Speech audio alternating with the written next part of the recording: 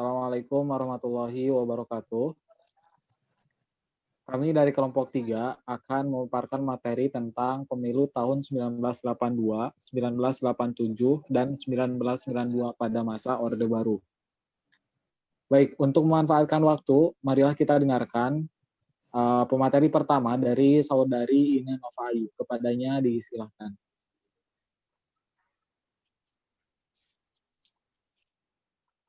Bismillahirrahmanirrahim. Di sini saya akan menjelaskan mengenai pemilu di tahun 1982. Pemilu tahun 1982 merupakan pemilu ketiga yang dilaksanakan pada masa Orde Baru. Pemilu ini diselenggarakan pada tanggal 4 Mei 1982. Tujuan adanya pemilu ini yaitu hendak memilih anggota parlemen atau DPR. Pemilu ini diikuti oleh 3 peserta. Yang pertama yaitu Partai Persatuan Pembangunan atau PPP, yang kedua Partai Demokrasi Indonesia atau PDI, dan yang ketiga yaitu Partai Golongan Karya atau Golkar. Pemilu ini dilaksanakan berdasarkan beberapa ketetapan yang telah ditentukan sebelumnya. Yang pertama yaitu ketetapan MPR nomor 4 tahun 1978 tentang garis-garis besar haluan negara atau GHBN. Yang kedua yaitu ketetapan MPR nomor 8 tahun 1978 tentang pemilu. Yang ketiga yaitu peraturan pemerintah nomor 41 tahun 1980 sebagai pengganti peraturan pemerintah sebelumnya, yaitu peraturan pemerintah nomor 1 tahun 1976. Yang selanjutnya yaitu Undang-Undang Nomor 2 Tahun 1980 yang berisi mengenai Dewan Pertimbangan yang terdiri dari seorang ketua yang dijabat oleh menteri, 4 orang wakil ketua, dan beberapa anggota yang diambil dari Partai Persatuan Pembangunan, Partai Demokrasi Indonesia, Golongan Karya, dan Angkatan Bersenjata Republik Indonesia. Kondisi politik sebelum dilaksanakannya pemilu tahun 1982 yaitu pertama, penolakan daftar anggota parlemen berbasis NU oleh Dewan Pertimbangan Lembaga Pemilihan Umum. Hal ini disebabkan pemerintah beranggapan bahwa orang-orang yang berlatar belakang NU merupakan orang-orang yang tidak mencintai Pancasila. Kemudian, ketetapan ini merugikan PPP sebab PPP merupakan partai yang berideologi Islam. Yang kedua yaitu Partai Golkar mengalami kecaman dari masyarakat. Akibat dari ketetapan sebelumnya, Partai Golkar mengalami kecaman dari masyarakat sehingga disebut partai anti-Islamisme. Kemudian yang ketiga, pemerintahan menguasai media massa seperti surat kabar Suara Karya.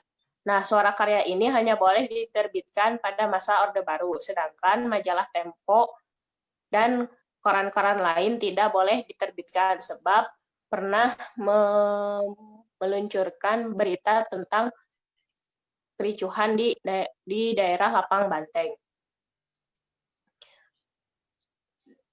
Dalam strategi kemenangan Golkar, pemerintah menerapkan beberapa kebijakan. Yang pertama yaitu fusi partai menjadi 3 partai. Sebelumnya, pada tahun 1973, partai yang mengikuti pemilu berjumlah 10 partai. Namun diperkecil menjadi 3 partai, yaitu PPP, PDI, dan Golkar. Hal ini tentu merugikan PPP dan PDI sebab kedua partai tersebut terlibat konflik dan mengakibatkan tidak mampu bersaing dengan Partai Golkar. Yang kedua yaitu pengukuhan kebijakan monoloyalitas PNS sejak tahun 1973. Kemudian yang ketiga yaitu diberlakukannya Undang-Undang Nomor 3 Tahun 1975. Undang-undang ini menetapkan bahwa Pancasila sebagai asas bagi semua organisasi politik, termasuk ketiga partai yang menjadi kontestan pemilu. Munculnya undang-undang ini sangat merugikan PPP, sebab seperti yang sudah saya jelaskan sebelumnya, bahwa PPP merupakan partai politik yang berideologi Islam. Kemudian yang keempat yaitu diberlakukannya Undang-Undang Nomor 3 Tahun 1975. Undang-undang ini berisi tentang partai politik dan golongan karya yang berdampak pada pemangkasan komunikasi politik rakyat dengan politik partai. Undang-undang ini juga merugikan PPP dan PDI. Kemudian yang kelima yaitu memperkuat jaringan ABRI melalui dui fungsi ABRI dan birokrasi yang bertujuan agar meraih kemenangan. Kemudian pengeluaran berbagai kebijakan pelaksanaan pemilu yang mengharuskan PNS sebagai panitia pelaksanaan sehingga pemilu bersifat tidak kompetitif. Setelah berbagai strategi yang diterapkan oleh pemerintahan pada masa itu, Golkar akhirnya meraih kembali kemenangan. Pada pemilu tahun 1982, Golkar kembali sukses dengan mengumpulkan suara tunggal, yaitu sebanyak 73,16%, PPP sebanyak 15,97%, dan PDI sebanyak 10,87%. Pada pemilu tahun 1982 ini, biaya pemerintah yang dikeluarkan mencapai 1.132 miliar rupiah. Terima kasih. Sekian yang dapat saya sampaikan. Saya kembalikan kepada moderator.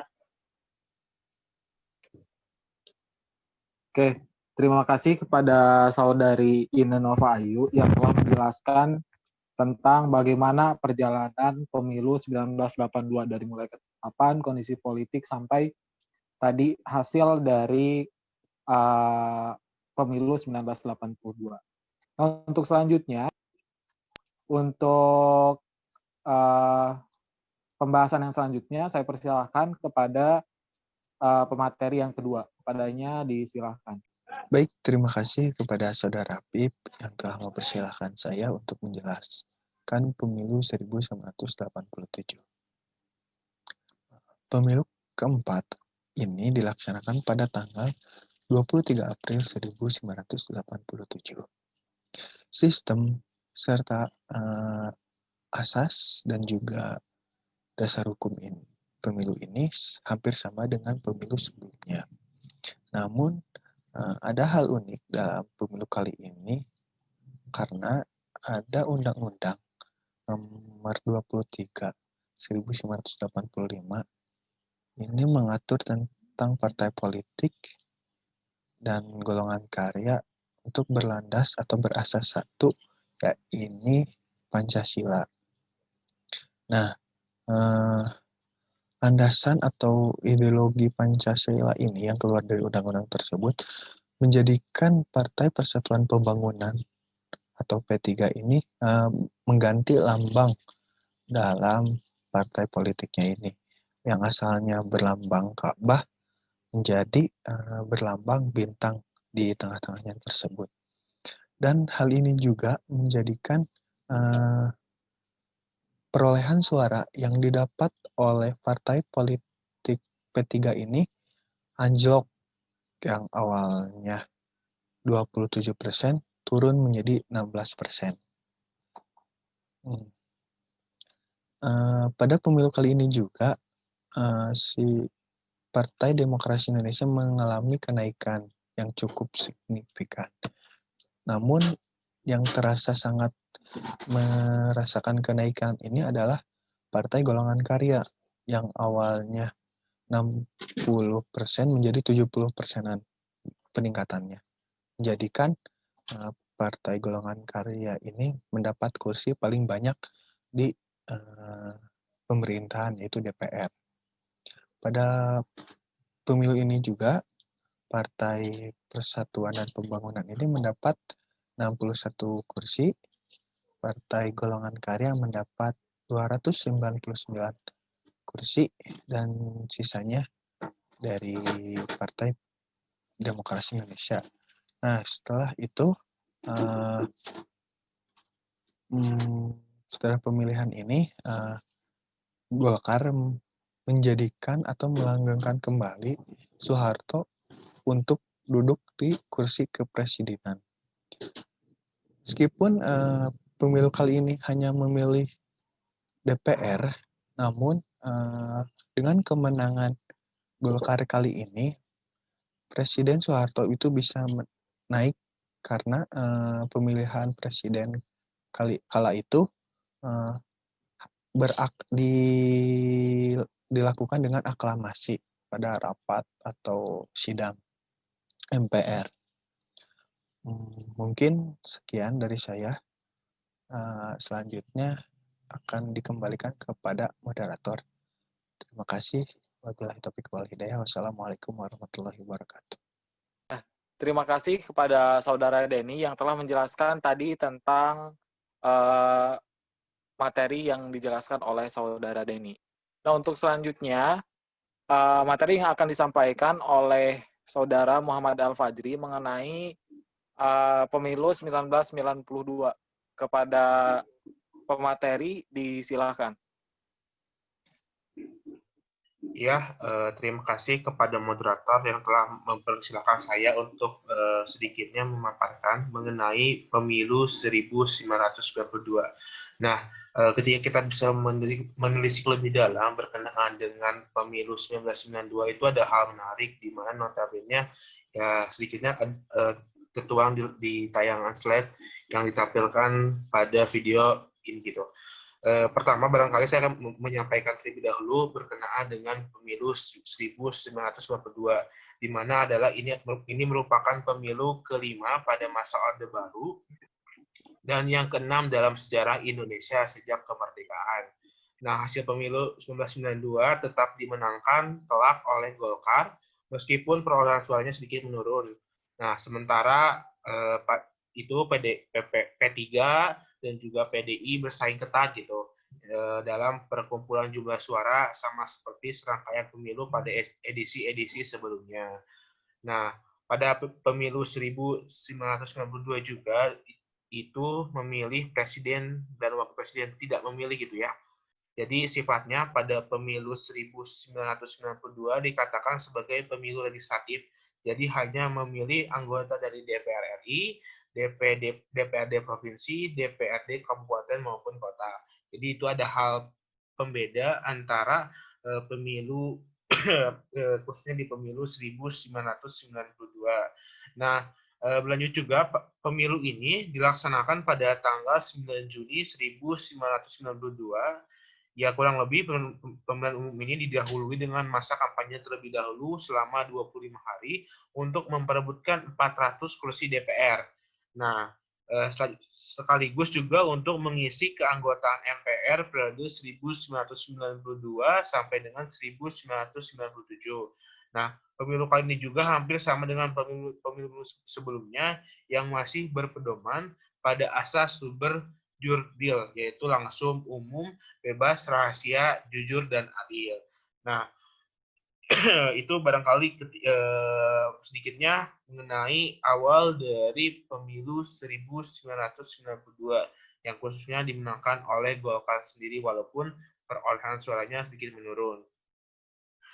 Nah, selanjutnya ada hal menarik juga berkenaan dengan pemilu 1992, di mana disampaikan di sana ada 3 poin berkenaan dengan pemilu 1992. Yang pertama adalah masyarakat memberikan suara karena mengalami peningkatan pendidikan.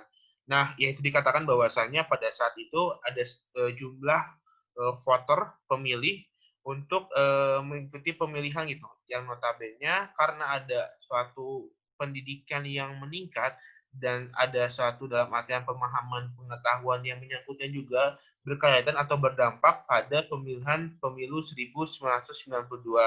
Itu dilanjut juga ada juga mulai tumbuh kelas menengah dalam sistem masyarakat. Nah, ketika pendidikan naik meningkat, otomatis kesejahteraan dari masyarakat pun sedikitnya agak bertambah gitu.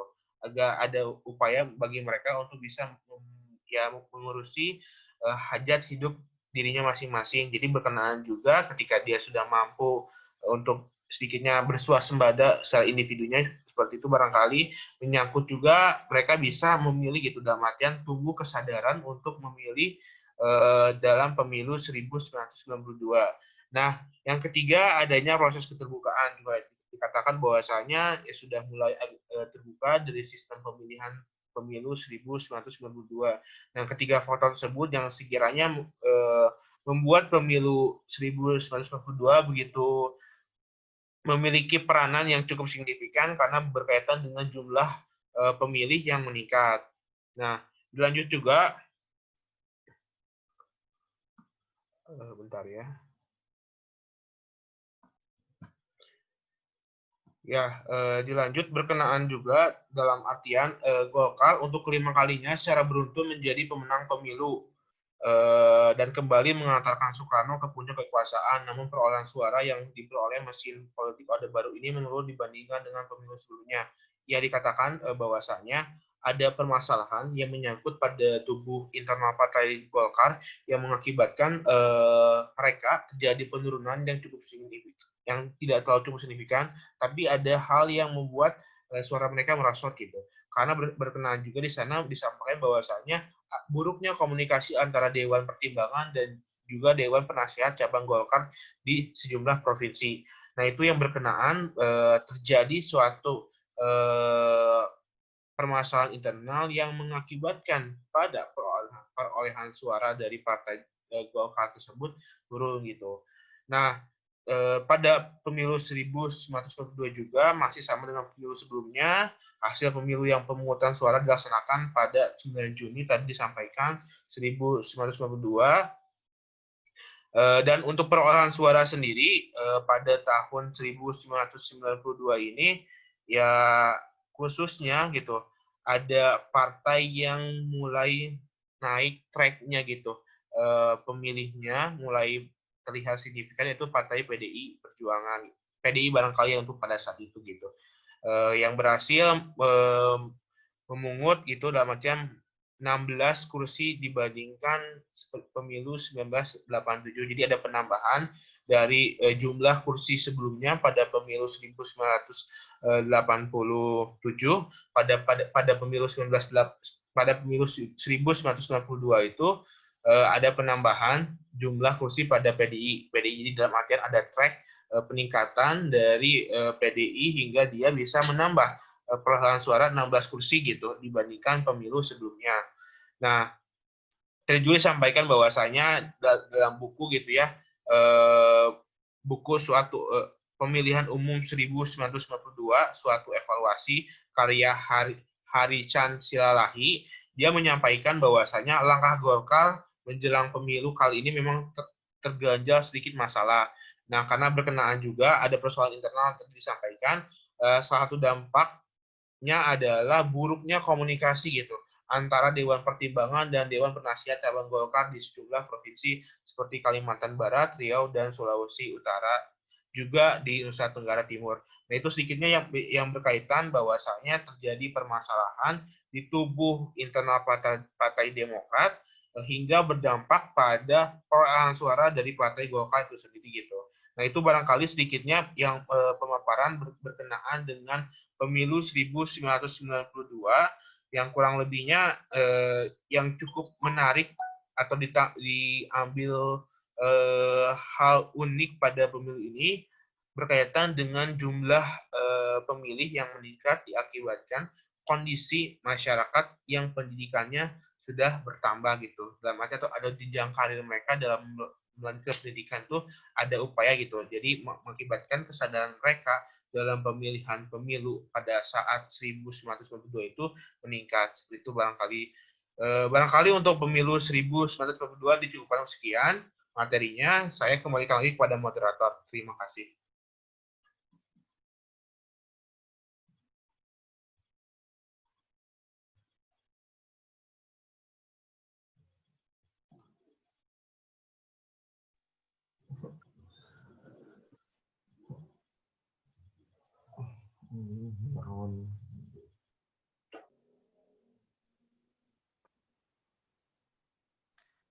Oke, terima kasih kepada Saudara Muhammad Al-Fajri yang telah menjelaskan mengenai pemilu 1992, di mana tadi sudah dijelaskan pelaksanaannya tanggal berapa dan hasilnya itu seperti apa. Dan naik turun dari peserta pemilu, hasil dari peserta pemilu itu pun dijelaskan. Nah, untuk selanjutnya, yaitu pemaparan materi terakhir dari Saudari Siti Jenab yang akan menjelaskan apa saja yang terjadi selama pemilu pada era Orde Baru. Nah, untuk memanfaatkan waktu, lebih mengefisienkan waktu, saya serahkan kepada Saudari Siti Jenab. Kepadanya disilahkan. Terima kasih kepada saudara moderator yang telah memberikan waktunya kepada saya untuk menyampaikan sedikitnya mengenai peristiwa-peristiwa apa saja yang terjadi ketika pemilu tahun 1982 hingga tahun 1992. Baik, untuk yang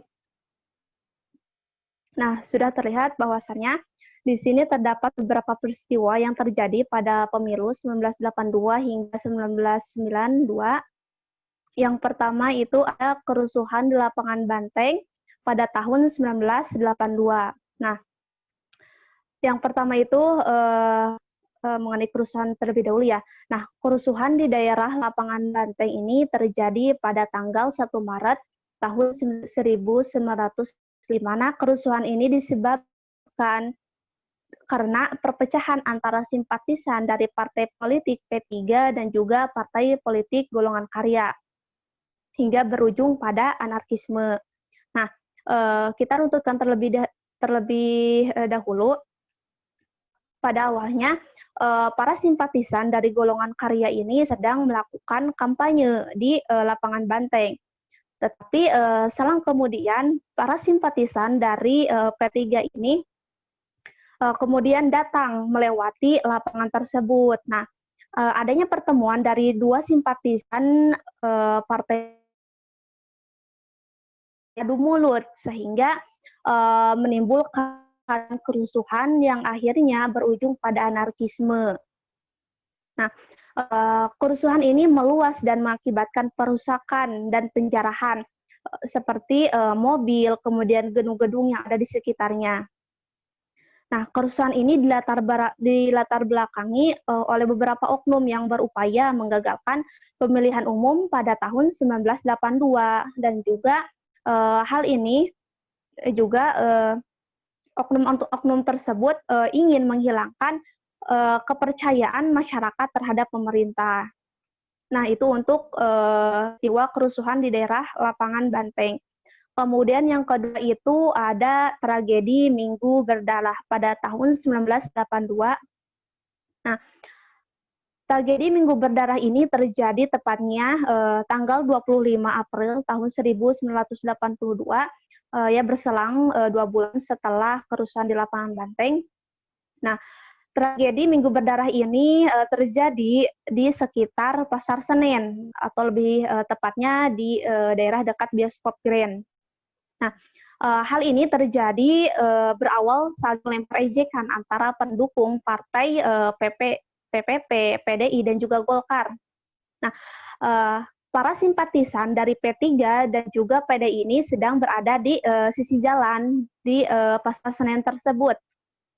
Tetapi setelah truk yang membawa massa dari Golkar ini melewati Pasar Senen tersebut, terjadi adu cekcok mulut dengan dua simpatisan partai lainnya, sehingga para massa yang sedang berada dalam truk tersebut akhirnya turun ke jalan dan juga melakukan kerusuhan dengan dengan simpatisan partai lainnya, yang hingga akhirnya menimbulkan anarkisme seperti di kerusuhan lapangan Banteng tadi.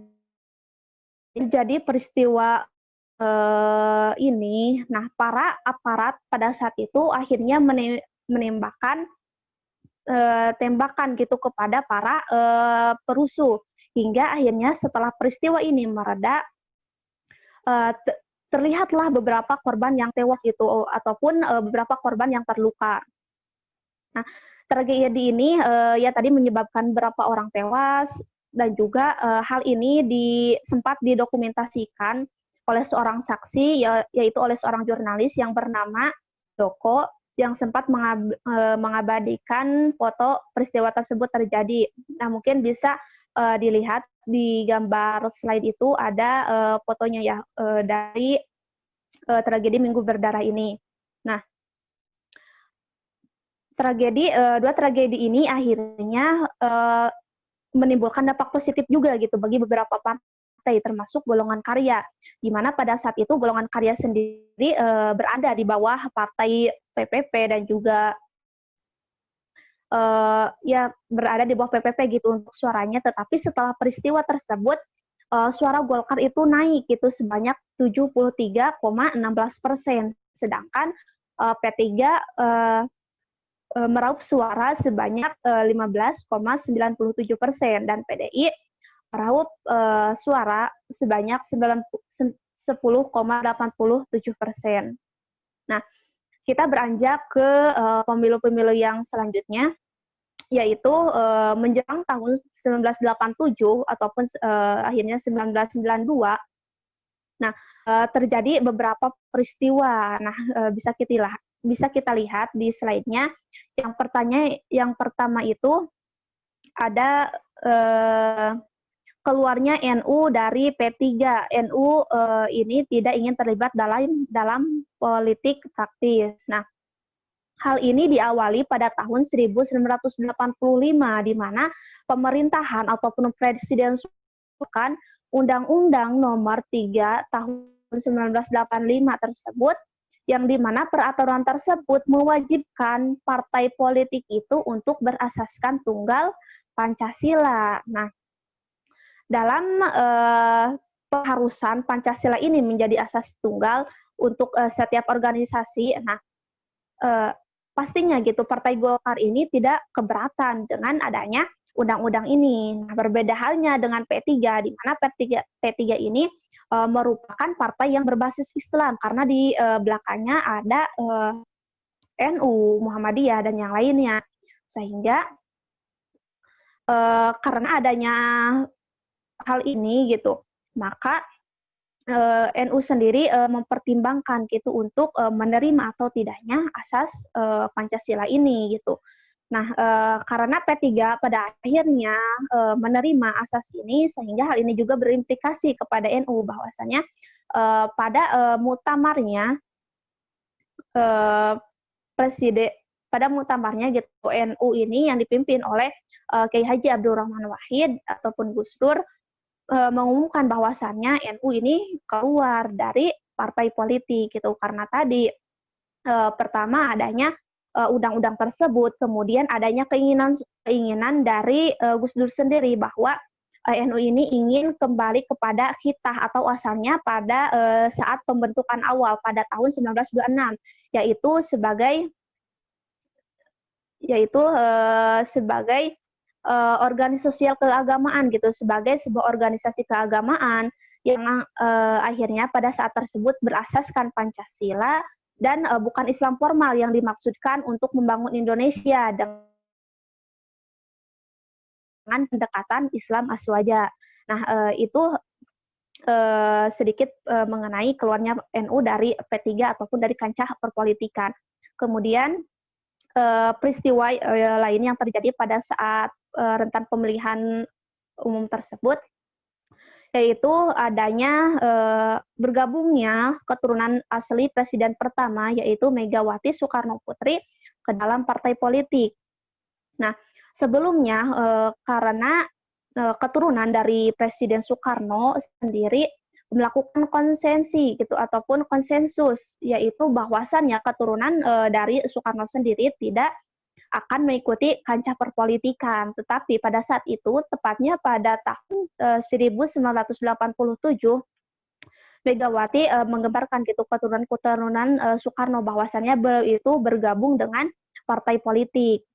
Nah, memang pada awalnya Megawati ini enggan untuk bergabung dengan partai politik gitu, karena yang nantinya harus membutuhkan pertimbangan gitu, karena efeknya gitu nantinya bisa ditemukan ya efek-efek yang berat gitu, bukan hal yang mudah seperti itu.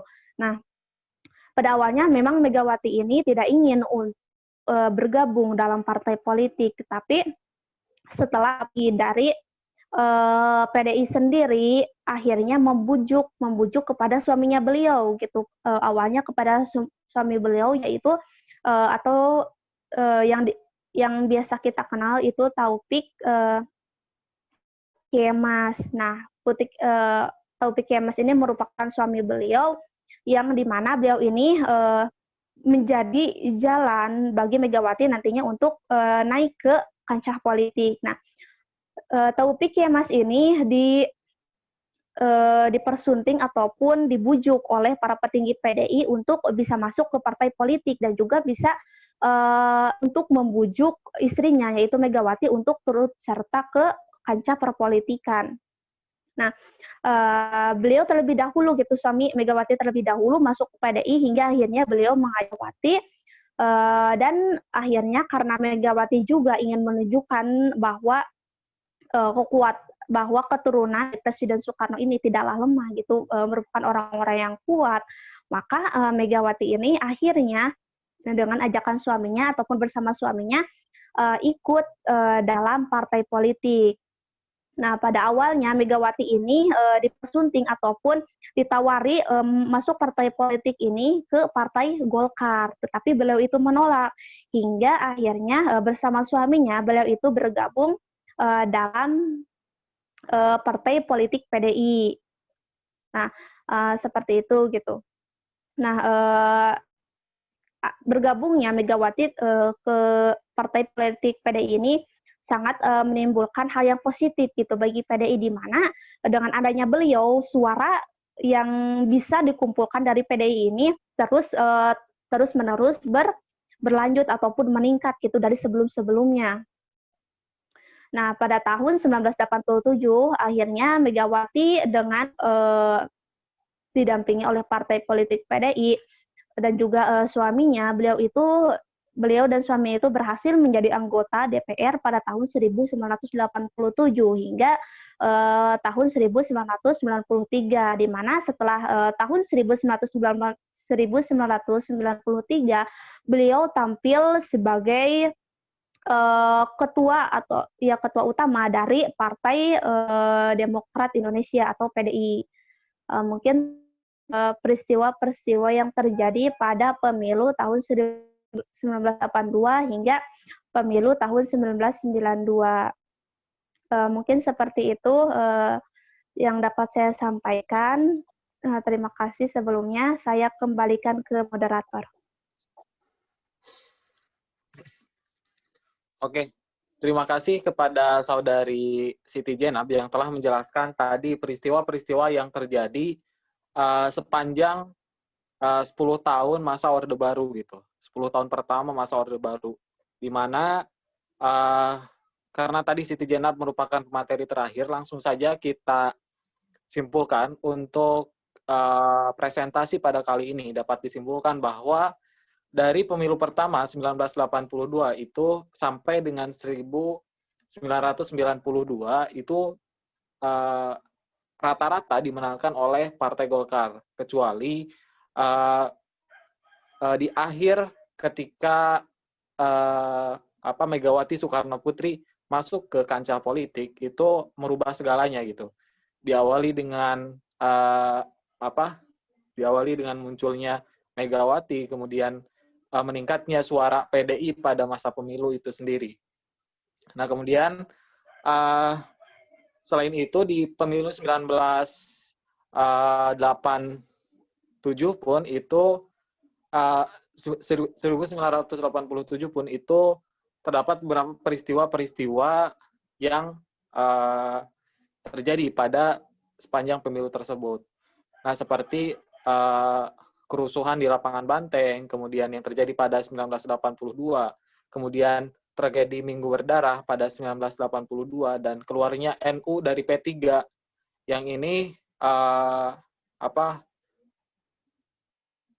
keluarnya NU dari P3, kemudian dan terakhir itu bergabungnya Megawati Soekarno Putri ke Partai Demokrasi Indonesia Perjuangan. Partai Demokrasi Indonesia. Oke, terima kasih untuk rekan-rekan yang telah memaparkan materi, dan terima kasih juga kepada rekan-rekan yang nanti mendengarkan presentasi kami. Mudah-mudahan bisa dicerna dengan baik. Mungkin itu saja yang bisa kami sampaikan. Untuk selanjutnya, untuk sesi diskusi mungkin dilanjut di WA Group saja. Terima kasih. Wassalamualaikum warahmatullahi wabarakatuh.